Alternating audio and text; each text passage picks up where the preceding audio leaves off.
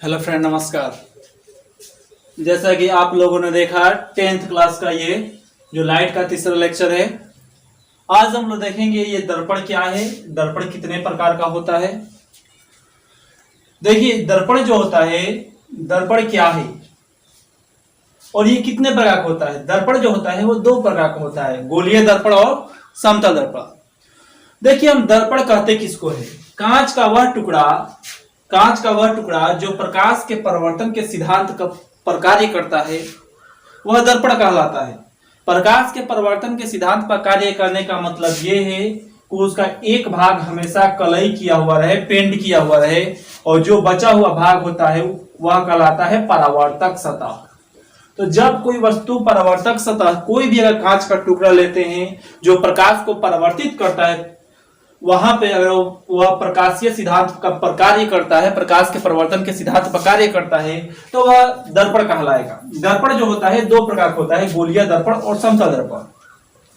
देखिए जो गोलीय दर्पण होता है उसका आकार ऐसे होता है। गोलीय दर्पण उस दर्पण को कहते हैं जिसका परावर्तक सतह, ये वाला परावर्तक सतह खोखले गोले का भाग होता है। खोखले गोले का भाग, ये गोल है, खोखला है, लेकिन तो कहेंगे वैसा दर्पण जिसका परावर्तक सतह खोखले गोले का भाग होता है। खोखले का मतलब यहाँ पे खाली। वैसा दर्पण जिसका परावर्तक सतह खोखले गोले का भाग होता है उसे हम गोलीय दर्पण कहते हैं। और ऐसा दर्पण जिसका परावर्तक सतह, इसका परावर्तक सतह ये है क्योंकि ये भाग तो कलई कर दिया गया है, तो ऐसा दर्पण जिसका परावर्तक सतह समतल हो, प्लेन हो, उस दर्पण को हम लोग कहते हैं समतल दर्पण। अब हम लोग बात करते हैं कि गोलीय दर्पण के दो भाग होते हैं, अवतल और उत्तल। तो गोलीय दर्पण में अवतल देखिए, अवतल का देखिए ये वाला आगे का भाग परावर्तक सतह है तो वो अंदर की तरफ धंसा हुआ है, तो कहेंगे ऐसा दर्पण जिसका परावर्तक सतह अंदर की ओर धंसा हो उसे हम लोग कहेंगे अवतल दर्पण। लेकिन बात करें वहीं पर अगर हम लोग उत्तल की, तो उत्तल दर्पण एक ऐसा दर्पण है जिसका परावर्तक सतह बाहर की तरफ उभरा हुआ है, निकला हुआ है, तो कहेंगे वैसा दर्पण जिसका परावर्तक सतह बाहर की ओर उभरा हो उसे हम लोग कौन दर्पण कहते हैं, उत्तल दर्पण कहते हैं। अब देखिए ये उत्तल दर्पण, अवतल दर्पण। अब हम लोग एक बार इसका समरी देख लेते हैं। दर्पण क्या है, कांच का वह टुकड़ा जो प्रकाश के परिवर्तन के सिद्धांत पर कार्य करता है, दर्पण कहलाता है। और दर्पण के दो भागों में बांट दिया गया, गोलीय दर्पण और समतल दर्पण। अधिकतर बच्चे यहाँ पर गलती कर देते हैं कि दर्पण के दो भाग होते हैं, अवतल और उत्तल। एकदम गलत है। दर्पण के दो भाग होते हैं लेकिन गोलीय दर्पण और समतल दर्पण होते हैं। तो जो गोलीय दर्पण होता है जब वो टूटता है तो वो दो भागों में बढ़ जाता है, अवतल दर्पण और उत्तल दर्पण। अवतल दर्पण उस दर्पण को कहते हैं जिसका परावर्तक सतह अंदर की ओर धंसा हो, और उत्तल दर्पण उस दर्पण को कहते हैं जिसका परावर्तक सतह बाहर की तरफ उभरा हुआ हो। समतल दर्पण एकदम समतल होता है। और यहां पर अगर प्रतिबिंब बनने की बात करें तो प्रतिबिंब इसमें कैसा बनता है, चलिए हम लोग देख लेते हैं। तो हम लोग अभी देखेंगे इसमें प्रतिबिंब भी दो प्रकार का होता है, एक तो वास्तविक होता है और एक काल्पनिक होता है।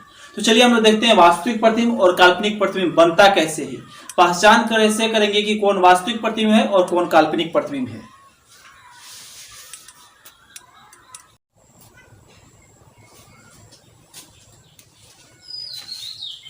तो चलिए हम लोग देखते हैं प्रतिबिंब।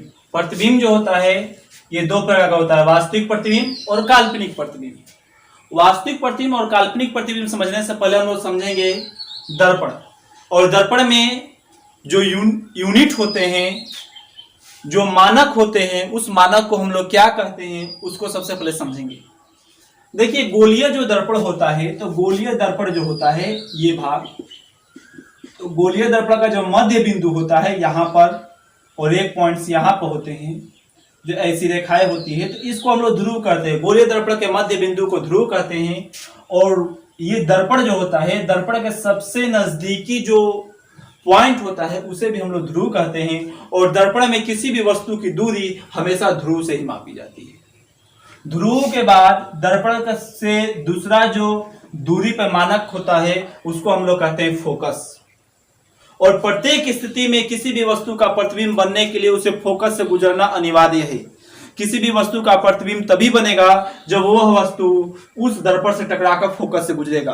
अगर वह उस वस्तु कोई भी वस्तु टकराकर अगर फोकस से नहीं गुजरता है तो इसका मतलब उसका प्रतिबिंब उस दर्पण पे नहीं बन सकता। यही कारण है कि हम मानव किसी भी मनुष्य के या हम लोग के पीछे का व्यक्ति को हम लोग नहीं देख पाते हैं, क्योंकि जो प्रकाश उससे टकरा कर आता है वो परिवर्तित होकर हमारे रेटिना पर पूर्ण रूप से फोकसित नहीं हो पाता है, जिसके कारण वे वस्तुएं हमें दिखाई नहीं देती है। लेकिन फोकस के दुगनी दूरी पर जो वक्रता केंद्र होता है, और वक्रता के देखिए ध्रुव तथा फोकस के बीच की दूरी को हम लोग स्मॉल एफ से लिखते हैं। ये फोकस जो होता है वो कैपिटल एफ होता है, और जब ध्रुव तथा फोकस के बीच की दूरी जो होती है फोकस दूरी कहलाती है, जिसको हम लोग स्मॉल एफ से लिखते हैं फोकस दूरी। अब ये जो फोकस दूरी होता है, ये ध्रुव तथा फोकस के बीच की दूरी को फोकस दूरी कहते हैं। और फोकस दूरी जो होता है ये इससे बार बार क्वेश्चन पूछे जाते हैं, इससे बहुत बार लगभग हर बार एग्जाम में 10th क्लास एग्जाम में इससे क्वेश्चन पूछ दिए जाते हैं।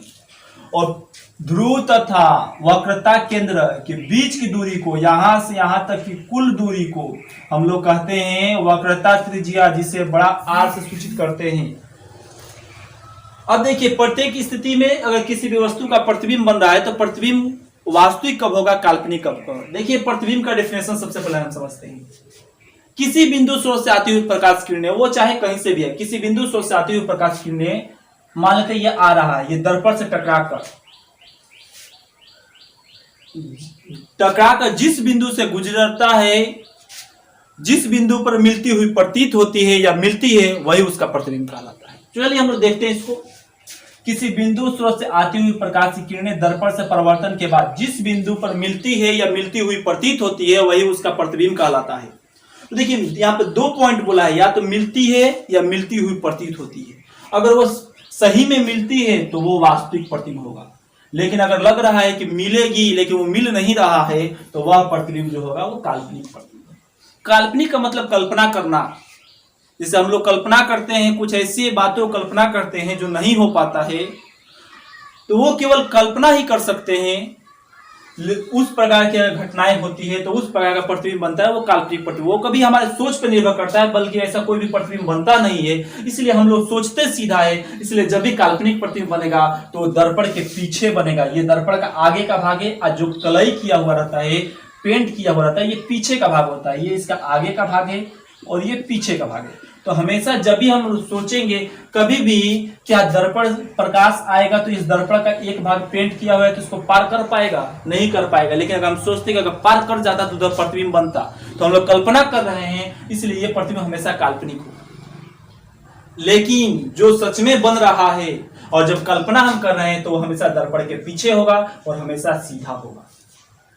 लेकिन जब सही में बन रहा है तो वो कभी किसी भी स्थिति में, वो हमेशा जब सही बनेगा तो दर्पण के आगे बनेगा और उल्टा बनेगा।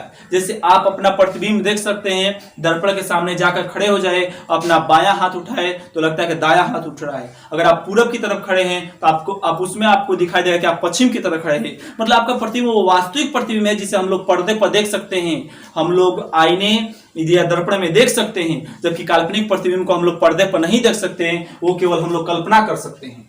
अब चलिए देखते हैं इसमें प्रतिबिंब बनता कैसे है। देखिए जो भी प्रतिबिंब बनना हो, सबसे पहला स्टेप वो जहां से भी गुजरे, हम मान लेते पहले वास्तविक प्रतिबिंब बनाते हैं। वास्तविक प्रतिबिंब जब सी एफ तथा सी के बीच हो, एफ तथा सी के बीच हो तो ऐसे आएगा, दर्पण से टकराकर वो फोकस से गुजरेगा।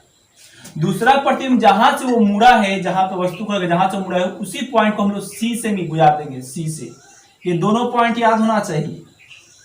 अब ये देखिए ये लाइन यहां पर आके कट गया, तो क्या यहां पे कटा, सही में कट गया, तो सही में कटा है और दर्पण के आगे कटा है, तो सही वस्तु हमने ये रखा, और जो नीचे जहां पे कटेगा वही प्रतिबिंब बनेगा। बिना कटे कभी भी कहीं पर भी प्रतिबिंब नहीं बन सकता।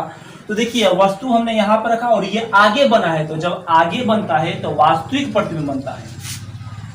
वास्तविक बनेगा, उल्टा बनेगा। तो चलिए हमने लिख लिया वास्तविक, उल्टा तथा।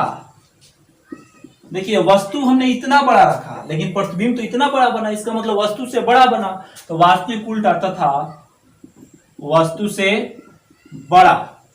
देखिए ये सही में कटा है और आगे कटा हमको दिख रहा है, तो इस प्रकार का जो भी प्रतिबिंब होगा ये हमेशा वास्तविक प्रतिबिंब होगा। लेकिन काल्पनिक प्रतिबिंब में ऐसी स्थितियां नहीं आती है। तो चलिए हम लोग एक देखते हैं काल्पनिक प्रतिबिंब कैसे बनता है।